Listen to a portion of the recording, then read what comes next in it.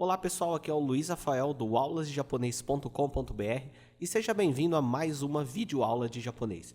Nessa videoaula a gente vai falar sobre o katakana, que é o segundo sistema de escrita do japonês que você precisa aprender para você ficar fluente no japonês. Nós já tivemos uma aula onde nós falamos sobre o hiragana e após você ter dominado quase que totalmente o hiragana, você já pode começar a aprender o katakana.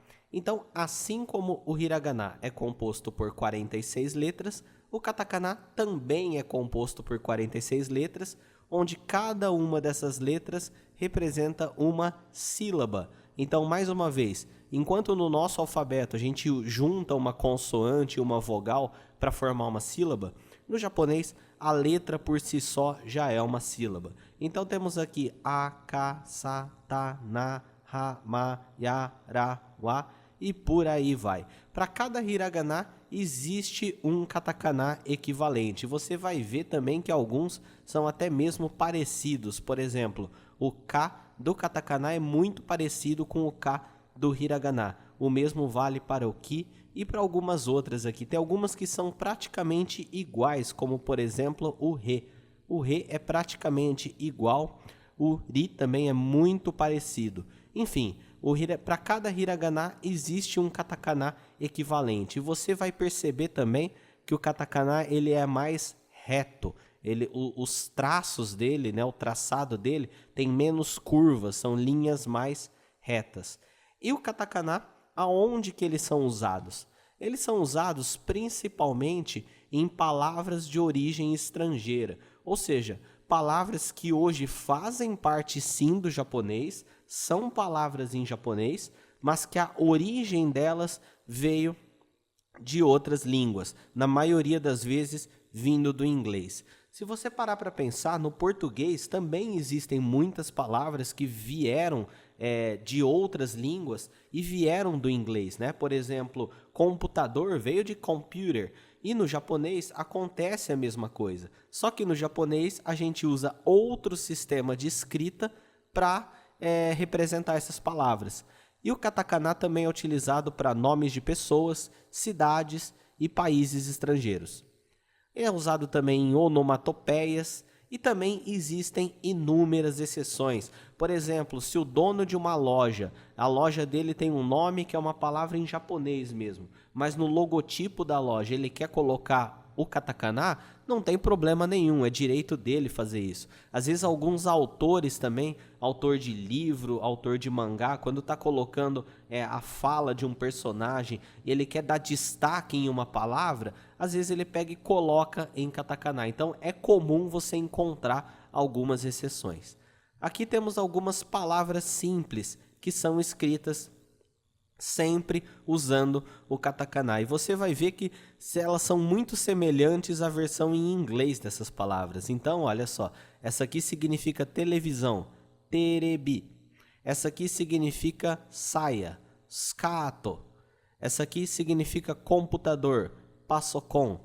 Essa palavra passokon é uma abreviação de personal computer. Então, ela reduziu, né, a palavra, ficou passokon.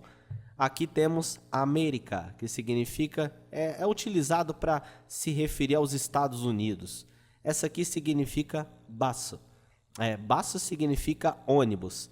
E essa daqui, shatsu, significa camisa. Então, se você conhece o equivalente dessas palavras em inglês, você deve ter percebido que existem muitas semelhanças. E uma coisa que existe no hiragana, no katakana e não existe no hiragana é esse sinal de prolongamento aqui, que é esse traço. Então, apato, que significa apartamento. Aqui eu tenho a letra A, aqui eu tenho a letra PA, e aí quando eu coloco esse traço, ele puxa o som da letra anterior, ó, apato. E, ao invés de falar apato, se não tivesse o traço, ele vira apato. Aqui é a mesma coisa, ó, skato. Essa é a letra su, essa é a letra K, ele pôs o sinal de prolongamento e a letra to. Aqui é a mesma coisa, skato significa saia e keiki significa bolo. Então, ó, keiki, keiki. E aqui, que significa café, kohi, corri.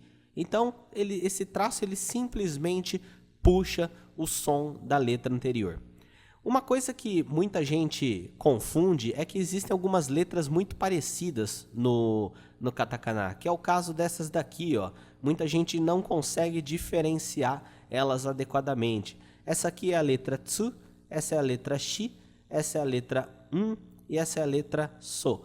Para você diferenciar elas, é só você seguir a mesma ordem de traço do equivalente dela no hiragana. Então aqui eu tenho o equivalente a essas letras no hiragana, são exatamente as mesmas. E olha só, para traçar essa daqui, ó, ele faz primeiro esse traço aqui quase que na horizontal, da esquerda para a direita, e depois ele desce. No hiragana é exatamente a mesma coisa, apesar de ser feito com um traço só, a sequência do traçado é a mesma, ó. Ele vem daqui e faz aqui.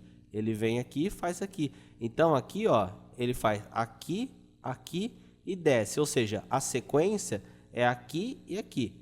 Aqui é a mesma coisa, ó. É feito um traço só, né, sem soltar o lápis, mas é feito aqui e aqui. O mesmo vale para a letra Shi. Olha só a sequência que ela é traçada. É aqui, aqui e aqui. Então é assim, né? No hiragana é exatamente a mesma coisa, ó, ele puxa daqui de cima e sobe, né? O mesmo vale para a letra ele vem de cima para baixo e da esquerda para a direita subindo. Aqui é a mesma coisa, de cima para baixo, da esquerda para a direita subindo. E a letra So, a mesma coisa, da esquerda para a direita e de cima para baixo. Para traçar o hiragana, apesar dele ser um pouquinho mais complexo, ele também começa da esquerda, né? E depois ele começa da esquerda para a direita e depois ele vai de cima para baixo, né? Ele é feito fazendo assim, ó, né? Mas ele segue a mesma ordem. E as mesmas junções que existem no hiragana existem também no katakana, com a letra, que são algumas letras, né? Junto com o ya, yu, yo. Então, por exemplo, a letra ki com a letra ya vira kya. A letra ki com a letra yu vira kyu. A letra ki com a letra yo vira kyo. E por aí vai. Kya, kyu, kyo, sha, shu, sho, cha, chu, cho, nya, nyu, nyo, hya, hyu, hyo, mya, myu, myo, rya, ryu, ryo. Como aprender o katakana? Algumas dicas para você aprender. É comum demorar mais para aprender katakana do que o hiragana, então é normal, é completamente normal você aprender o hiragana mais rápido do que o katakana.